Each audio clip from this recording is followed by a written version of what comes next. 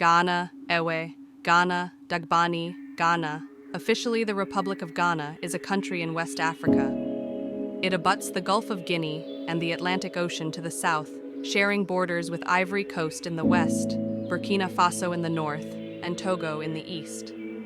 Ghana covers an area of 239,567 km, 92,497 sq mi, spanning diverse biomes that range from coastal savannas to tropical rainforests. With over 32 million inhabitants, Ghana is the second most populous country in West Africa. The capital and largest city is Accra. Other cities are Kumasi, Tamale, and Sekondi Takoradi.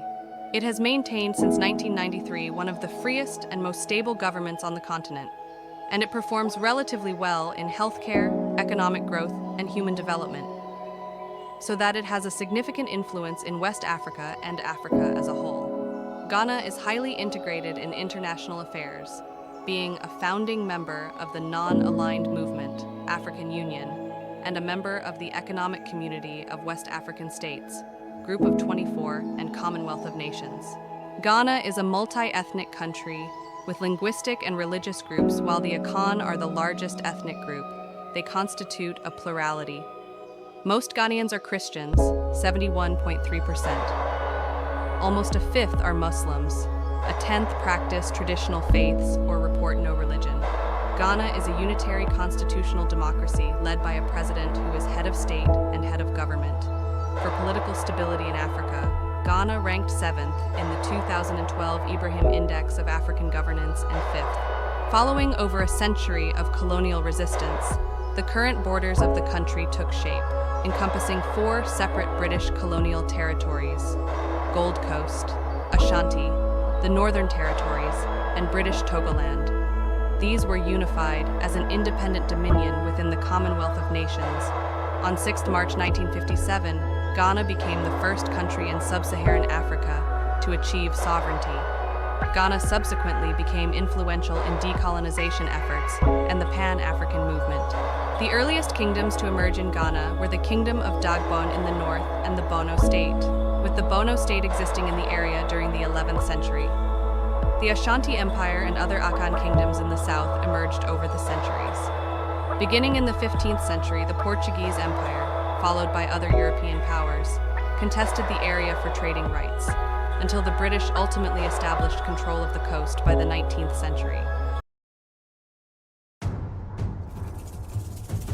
The Kingdom of Dagbon, tis Dagbanji, is the oldest and one of the most organized traditional kingdoms in Ghana, founded by the Dagomba people, Dagbamba, in the 15th century. During its rise, it comprised at various points the northern, upper west, upper east, savannah region and northeast regions of present-day Ghana. It also covered portions of Burkina Faso, northeast Ivory Coast, and northwest Togo. Since Ghana's independence in 1957, the kingdom, just like all of Ghana's kingdoms and ethnic states, has assumed a traditional, customary role. Dagbon is one of the few kingdoms in Africa where certain chieftaincy titles are reserved for women. They rule, ascend to the position of chieftaincy with male subjects, and own regal lands. The contribution of its women is prominent as it has given birth to Ghana's first female minister and Africa's first female cabinet minister.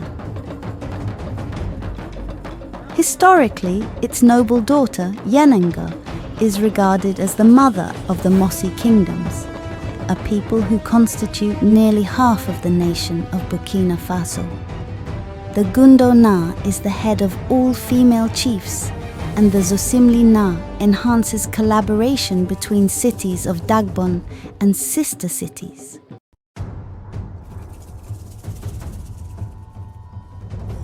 The Asante Empire, Asante Twe Asanteman, today commonly called the Ashanti Empire, was an Akan state that lasted from 1701 to 1901 in what is now modern-day Ghana. It expanded from the Ashanti region to include most of Ghana as well as parts of Ivory Coast and Togo. Due to the empire's military prowess, wealth, architecture, sophisticated hierarchy, and culture, the Ashanti Empire has been extensively studied and has more historic records written by European, primarily British, authors than any other indigenous culture of sub-Saharan Africa. Starting in the late 17th century, the Ashanti king Osei Tutu, c. 1695-1717, and his advisor Okomfo Anoki established the Ashanti kingdom with the golden stool of Asante as a sole unifying symbol. Osei Tutu oversaw a massive Ashanti territorial expansion, building up the army by introducing new organization and turning a disciplined royal and paramilitary army into an effective fighting machine. In 1701, the Ashanti army conquered Denkira, giving the Ashanti access to the Gulf of Guinea and the Atlantic Ocean coastal trade with Europeans, notably the Dutch. The economy of the Ashanti Empire was mainly based on the trade of gold and agricultural exports, as well as slave trading, craft work, and trade with markets further north.